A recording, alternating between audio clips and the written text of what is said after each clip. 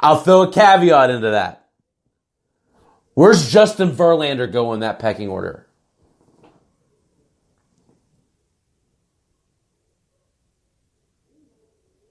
Justin Verlander had, when I ran this, of course, it's been a couple days, 14.6 for Verlander. I mean, he's still like a second round pick. And yeah, I get it. I had a hard time putting a guy with 300 strikeouts. Throw Verlander into that. So, okay. Malpal and I agree on that. Yeah. He is better than those guys, George. I'm not saying he's not. You're drafting today. You're drafting right now. Lump those guys together. I'm talking redraft. So again, trend here with these guys, right? Tremendous upside. Tremendous upside. They're all on great teams. They're all proven track records. So for Greinke, sorry.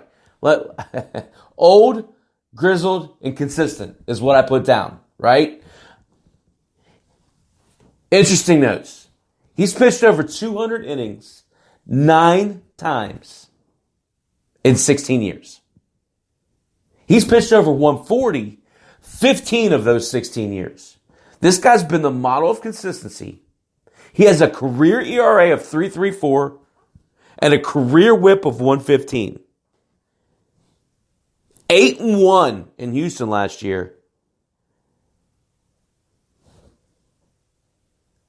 See, I can't do Sale, Malpal. I can't do it because that TJS, that acronym, I can't do it. If Sale's healthy, he's in the middle of the first tier, but I can't put him on my list. I just can't do it.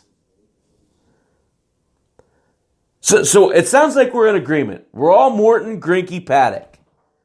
Back and forth on where Verlander goes. Redraft, I think you guys are all with me. He goes behind these guys. Dynasty goes in front, perhaps, right? So let's talk about Paddock for a minute before we move into this next group of guys. Young, exciting, full of potential. This guy's an ace. I love his run-in with Alonso last year. I thought that just shows the intestinal fortitude that you want out of your number one, right? 140 innings last year, 9-7, 153 Ks. That goes up, I think. You look at his Ks per 9, 9.8 Ks per 9 tells me he's an elite stuff guy. A 3.33 ERA and a below 1 whip, 0.98 whip, guys, speaks to his ability. If it's just me, and all things being equal, and the draft board plays out how I want it to, of this group, and I'm not bullshitting you, I'm taking Paddock. He's the risk, but he's also the reward. Because if you get Paddock and he turns into what he's going to turn into, eventually, it's inevitable. You're talking about a first rounder. You're talking about Justin Verlander last year, right? So why isn't it Paddock, Morton, Greinke? If you're talking dynasty anyway, right? If you're talking dynasty, it's Paddock, Morton, Greinke. And I don't think it's without question. I think these guys this is an interesting grouping of guys. Morton, Greinke, Paddock. Yeah, in a redraft, you're right, Doug. How about in a dynasty? That changes your mind. Barrios, Bauer, Glasnow. These are all guys that, Barrios has been pretty consistent. Dynasty season absolutely is a different story. But that's what makes this conversation fun, right? I mean, because if you're talking about a redraft, Paddock's a risk. If you're talking about a dynasty, even if it doesn't happen this year, it's going to happen. It's inevitable. He's going to become that. It's the same thing. It's why I have Shohei Ohtani up here. I'm going to talk about him a little bit later. What he's shown you is enough to tell you. This guy's a starting pitcher one. Paddock, right now. Right now. So I think those four guys in this tier are clearly above these next guys. And Trevor Bauer's in this group, right? We're still talking about really fucking good players. Barrios, Bauer, Glasnow.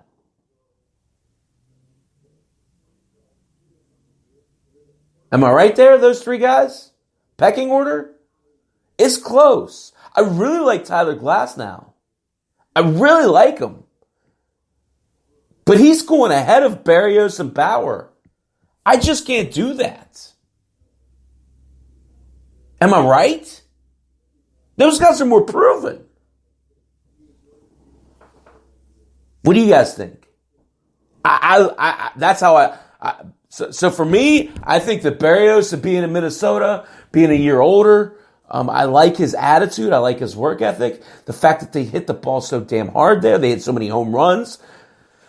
His ERA was 3.68 last year. He had 196 strikeouts. I don't want to jump the gun. Trevor Bauer's an interesting story. So 77.4 for Barrios. 76.6 for Bauer. We all know about Bauer.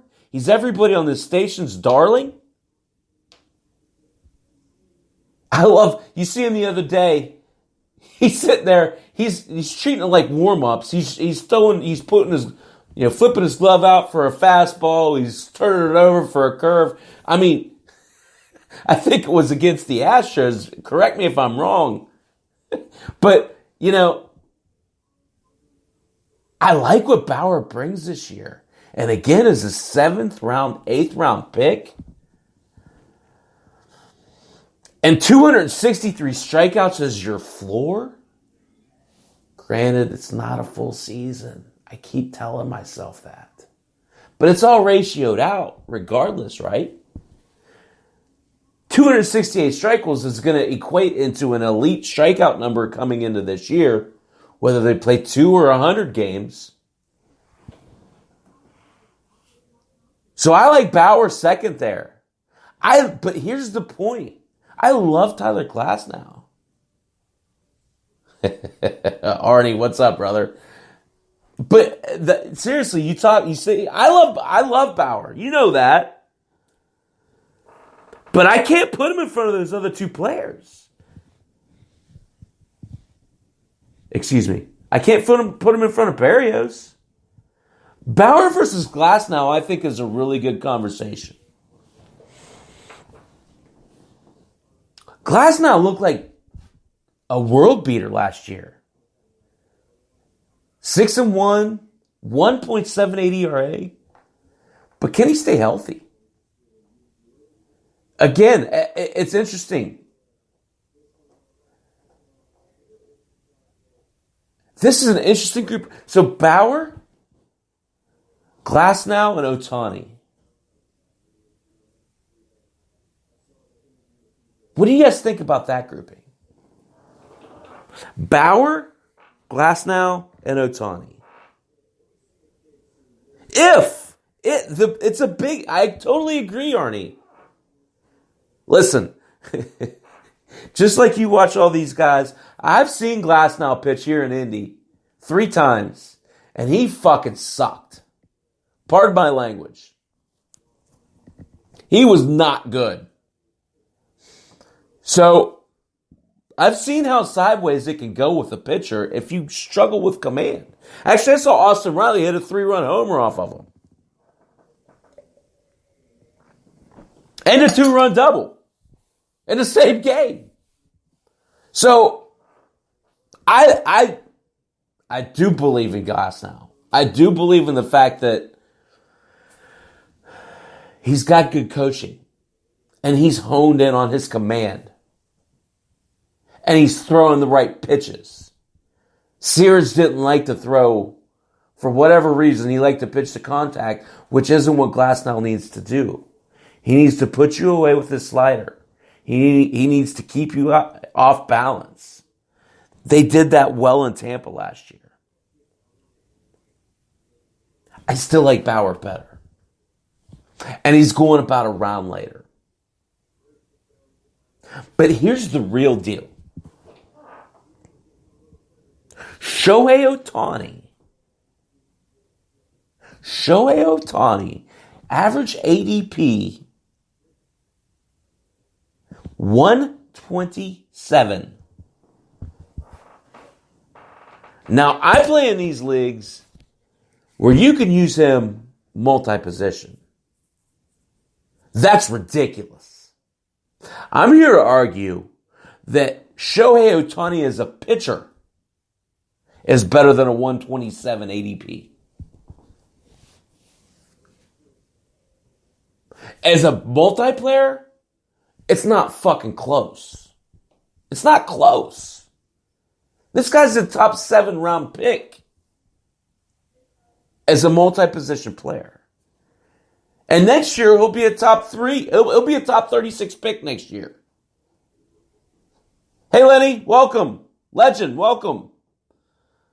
But I'm here to argue, in this grouping of players, your starting pitchers too.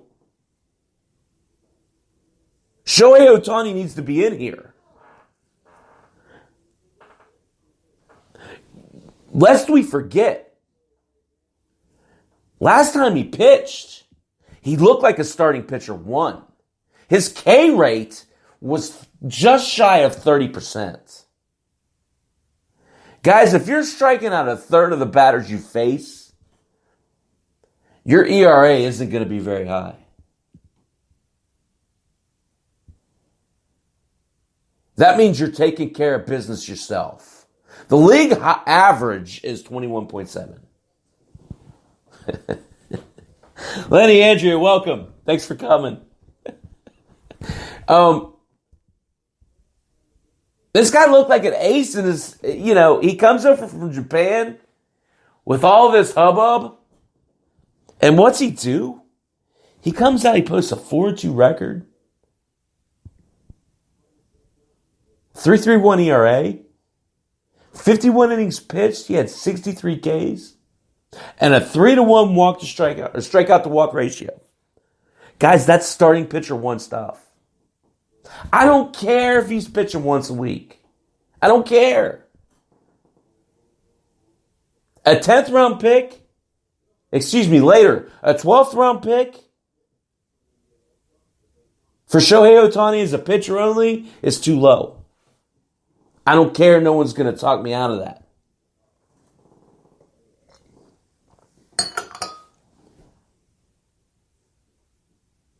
After Ohtani, we're looking at, and I hate doing this, but when you do these drafts, when you do these or these lists, sometimes you have to put some of these players in, just slot them in right. I don't like Aaron Nola. Call me crazy. I just don't dig him. His ADP is 45. I sure shit don't like him there.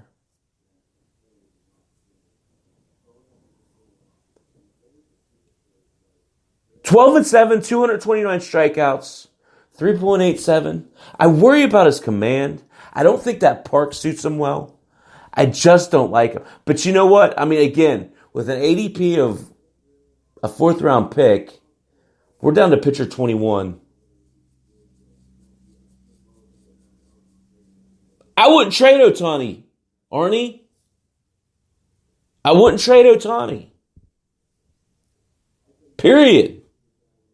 If I did, it'd have to be a hell of a lot better than Springer or Ozuna. I think Otani's an SP1 this